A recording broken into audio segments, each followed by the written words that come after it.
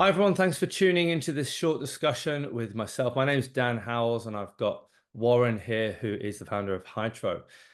Just a little bit about my background. I'm a performance practitioner. I've had experience as a strength and conditioning coach across Olympic, Paralympic sports, and I've spent some time in the US as well, working in baseball with the Houston Astros. And my knowledge of BFR brings me to want to interview Warren today. We're going to have an active discussion about the use cases of blood flow restriction. And so, Warren, I thought we could just start off with helping those that are tuning in now understand, I guess, the evolution of BFR and where we're at present day with its use. Yeah, sure. Thanks, Dan. So we're probably all seeing it at the moment. There's this groundswell around the use of BFR. So traditionally, it's been more of the rehab space in clinical settings. And we're now seeing this swell into the performance space. So we're seeing it used for preparation and prior to training. We're seeing it used during training as an exercise modality. And the big one really that we're seeing the most utility or the largest growth in recent years is in the recovery space. And yeah, today we'll go into each of those three different verticals with a particular focus on recovery. And we're also going to split off into some sports specificity for you to listen to as well. Nice one. Okay, cool. So let's start with, I guess, the most common use case being trainings and/or rehabilitation. So just explain a little bit about how that works, how BFR can benefit the training space for an athlete. Sure. So, I mean, as I mentioned, BFR has traditionally been used in the rehabilitation setting in a training modality. And it's because you can use it with really low loads. You can do body weight, you can do 20 to 30% 1 RM, and you're still going to stimulate those physiological adaptations like you're lifting heavy, right? So what we commonly employ is around a 70 to 80% limb occlusion pressure. And we do a repetition scheme of about 75 reps.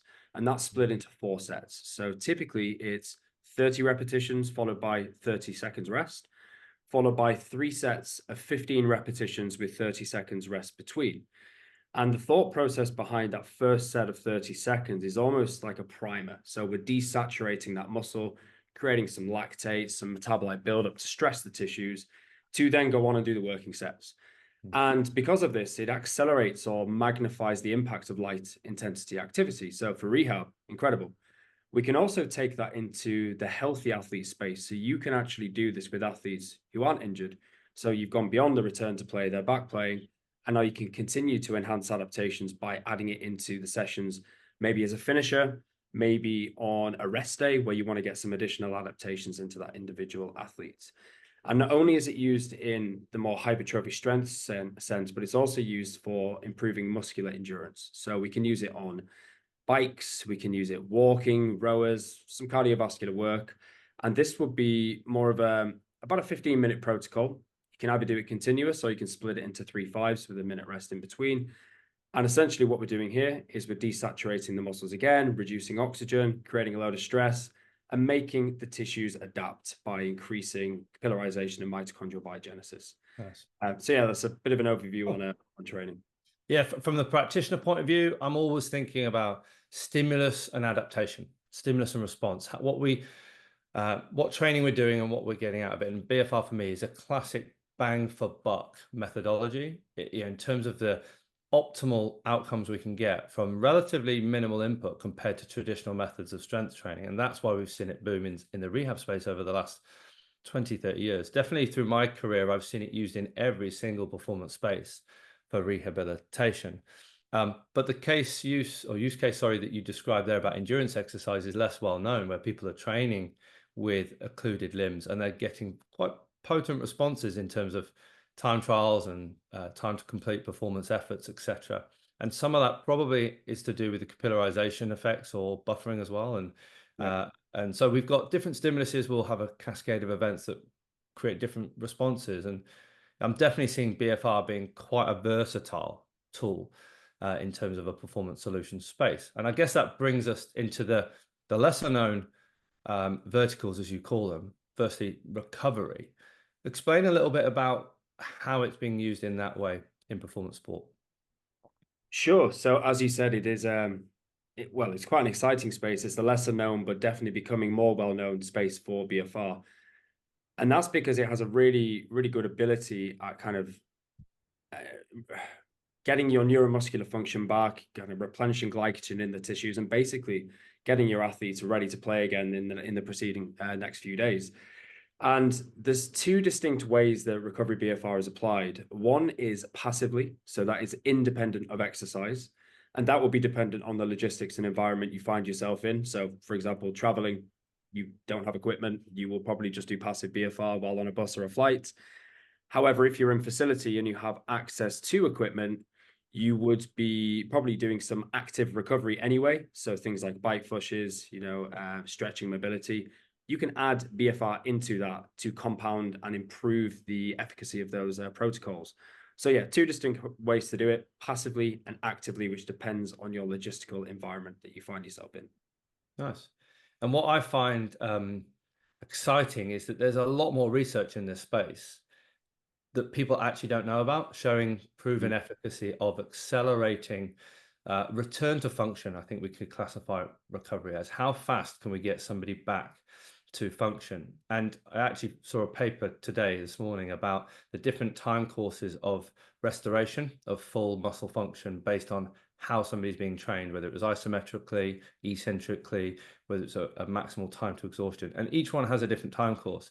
And essentially, BFR is trying to accelerate that time course and has been proven to do quite successfully, actually, which is really exciting.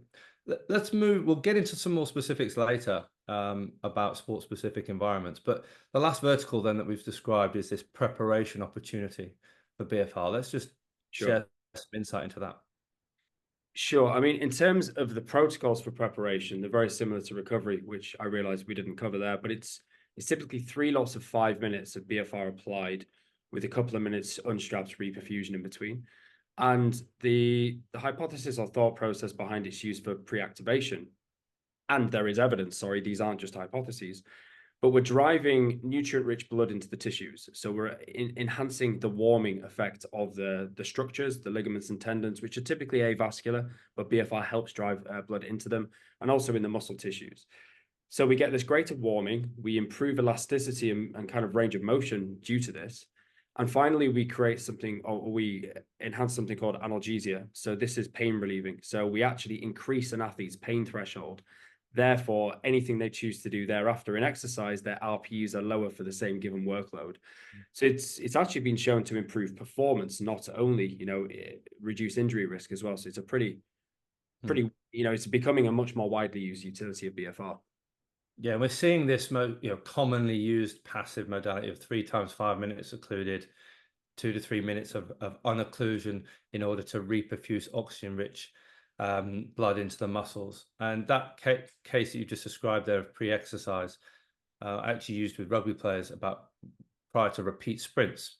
And although we didn't see performance enhanced, what we did see was perception of relative effort dramatically reduced, which obviously when people are starting high intensity exercise can have a positive effect on performance.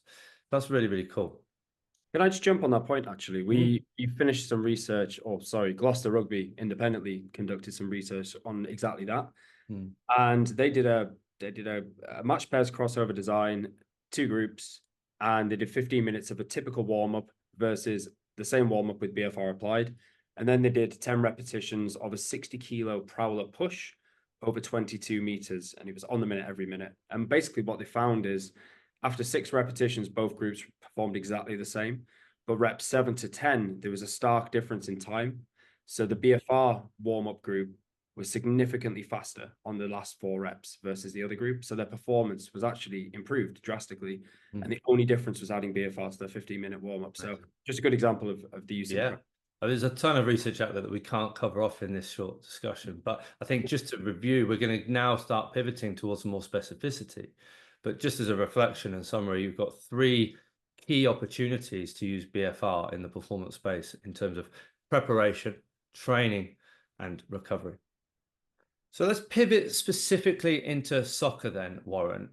The work that I do, where I get out and speak to practitioners, it's very clear that everybody, rightly so, is looking for performance solutions to solve their specific problems. And in soccer, it seems to be recovery, because we have a fixture density that's quite frequent and compact. We have such a high cost of the game itself, and that training each week is reactive to improve our performance on the weekend. So they want to get the most out of training. So how are you seeing this used? Where are the different opportunities or the different ways we can use recovery in this specific to a soccer microcycle? Yes, really good question. So we see it's slightly different team to team. Like we see sport to sport is different. It's based on the logistical environment and what's, the hand of cards are dealt. So in a soccer setting, we'll go through 3 or 4 different ways that different teams would recover after a game.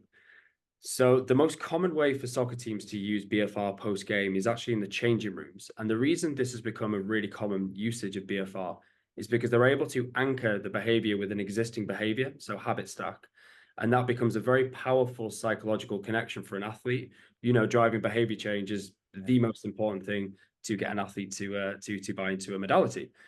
So something they typically do is a recovery shake, whether that's a 2-to-1, 3-to-1 carbohydrate protein blend, whatever it is that particular team uses. If you onboard a recovery shake and then perform BFR, what we're going to get is an additional uptake of glucose into those tissues based on research, and we hypothesize an additional uptake of amino acids and protein into those tissues. So just think about the tissues like a sponge that's been wrung out and squeezed. That is your muscles under a BFR stimulus. When you release the BFR stimulus, that sponge opens up and absorbs all the nutrients that have been bathed in it.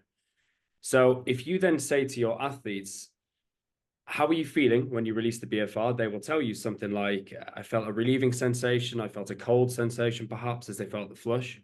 You then say, okay, that was your recovery shake being driven into your tissues. They then create a connection and you've anchored that behavior and habit stacked. So that is a really common and very powerful way that we're seeing teams using BFR plus nutritional interventions. So that's post game. If, for example, they didn't use it in the changing room post game because they didn't have a lot of time, they can then think about using it for travel. So travel is a notoriously difficult time to recover an athlete. You don't have, a lot of access to facilities. Obviously, you're on a flight, you're on a bus, you're in a car.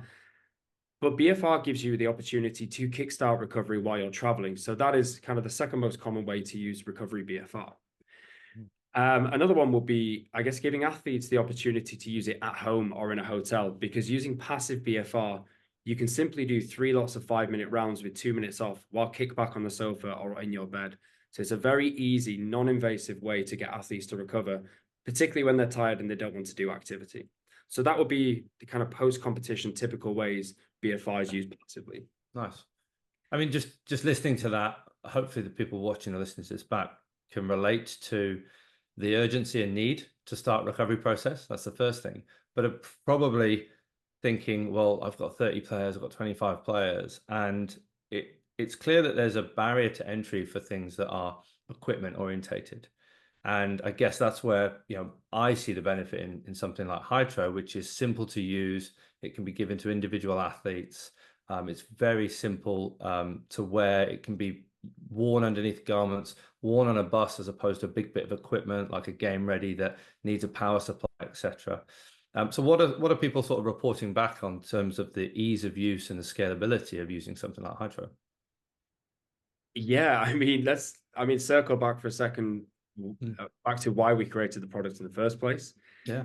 It was to solve that problem of complexity and the cumbersome nature of BFR. So BFR was very much in the gym or in the clinical setting or in the rehab room, because it was wired, digital, app-based, quite clunky, very effective, but complex all the same. So we created Hytro to make it simple, make it accessible and easy for athletes to use BFR. And the buy-in, the feedback has been pretty sensational, to be honest, because of that ease of use. So all you need to do is hand an athlete the shorts and ask them to strap in. Because we validated the pressure, we know it's safe and effective for them to use. Therefore, it's out of the coach's hands. They just need to hand it to the athlete, giving the coach time back. So it's good for the coach, but it's good for the athlete too. Yeah. And what we see often is teams who have the product, their athletes will go away and buy them themselves for at home, or the teams will buy extra for home, which is obviously an indication that there's a lot of buy-in to this technique, which is pretty cool. So, and then we've got other ways, right? So we're talking probably the immediate 24 to 36, 48 hours post game in that situation in soccer. Let's move further through the training week then. How can it be used in the same or different ways? Yes, so now we're kind of looking at the more active-based recovery. So game days +1, +2, depending on when you're back in the facility. It's very typical for athletes to go through recovery flows. It might be a menu of options that they get to pick 3 of 5 or whatever it happens to be for your club setting. But typically, whatever's on that menu can have BFR added to it to improve the efficacy of that particular protocol. So what we end up seeing is whole squads will pop on the Hytro shorts and keep it deactivated until they want to apply the occlusive stimulus and go through their recovery flows and activate it when they want. So let's say they have a bike flush, they then have a stretching mobility station, they then have, I don't know, they may have some low load lifting in some teams. Then they may go into the hydrotherapy, into the ice baths, for example. Hytro BFR can be used across all of those modalities. So what you could do, for example, is strap in for 5 minutes of each of those modalities to get the adaptation and the flush reperfusion to help with recovery. So let's give an example of 2 athletes very quickly. Athlete A loves BFR on a bike flush. Athlete A may do all 3 5-minute rounds of BFR on the bike and then leave it deactivated for the rest of their recovery session, but keep the shorts on because they're a compression shorts. Athlete B may enjoy it across the different modalities, so only applies it for 5 minutes across several of those modalities. So what we're seeing is giving the athlete autonomy and the ability to self-lead their recovery and pick when to add the BFR gets a lot greater buy-in.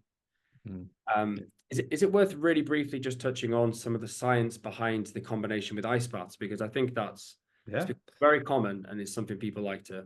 Yeah, it gets back to the habit stacking. I know that we've had people ask us about its use. Can it be used in water or pools? Because they're looking to optimize their time with their athletes as well.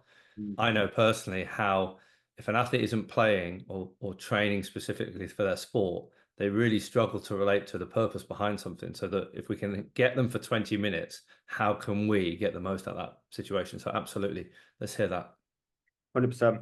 I mean, what's been really clear from the beginning with Hytro is the people who adopted it first were quite innovative. And what ended up happening was those coaches were trying the product in different ways that we never considered.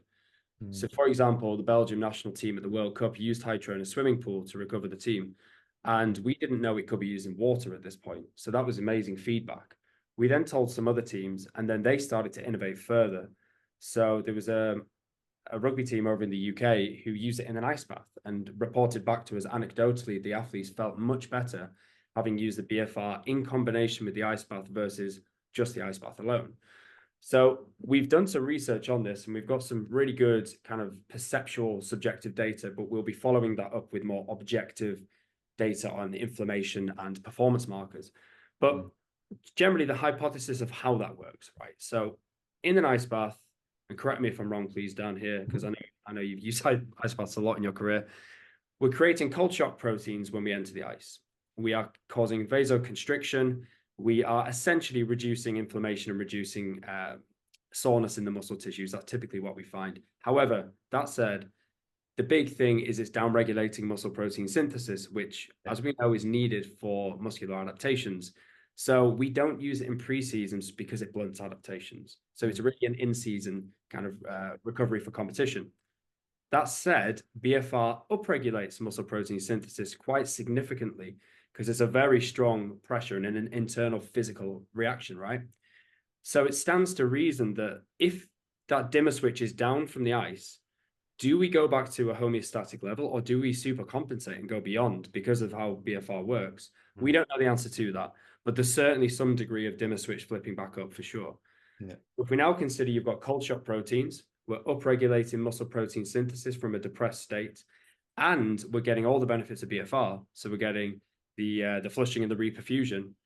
Again, it starts to reason that that would be a really good thing to stack together. And that's why we're seeing teams around the world using BFR or Hytro BFR specifically in ice baths. And the protocol we recommend is 2 rounds of 4 minutes with 2 minutes unstrapped out of the ice bath in between rest. Yeah, nice. Yeah, it all makes sense when you look at the science. It's really important to understand the stimulus and response component of what you're asking your athletes to do.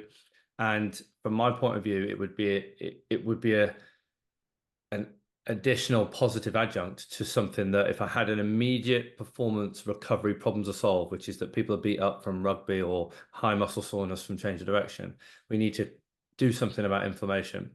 then cold therapy is going to help that. But we know the trade-off with it from a catabolism point of view, and that if we can upregulate on the other side and even just get back to homeostasis, I would be taking that solution over doing nothing at all, for sure. And what I really like about Hytro is you guys are partnering with clubs to look at this more in depth, which is really, really exciting. Yeah, absolutely. I think the salient point here is there's no one-size-fits-all approach to recovery. It's quite personal. It's what do you feel works best for you. But what we have here is we're improving your option pool. We're basically saying that whatever you already do, imagine it's like a car with a turbocharger. We're adding a turbo to each of your recovery modalities by stacking and habit stacking BFR on top of it. And you can do it independently. So it's also an independent recovery protocol. So I think the point here is there's no one better than the other, but this gives you a heap more options that you didn't have on your menu before. Yeah, just to summarize, performance is about problem solving, and clearly each practitioner watching this is going to have a different set of problems to overcome, different set of constraints. Some will be on buses, some will be traveling, some won't have the misfortune or constraint of restricted facilities or equipment, for example. It's about what is the performance problem you're trying to solve and overcome, and how can we use BFR and modulate its use, because we do know there are wide benefits for using it in different ways. So look, I just want to say thank you so much for giving a brief overview of how that can be thought of by practitioners tuning in. Fantastic. Cheers, Dan. Thank you very much.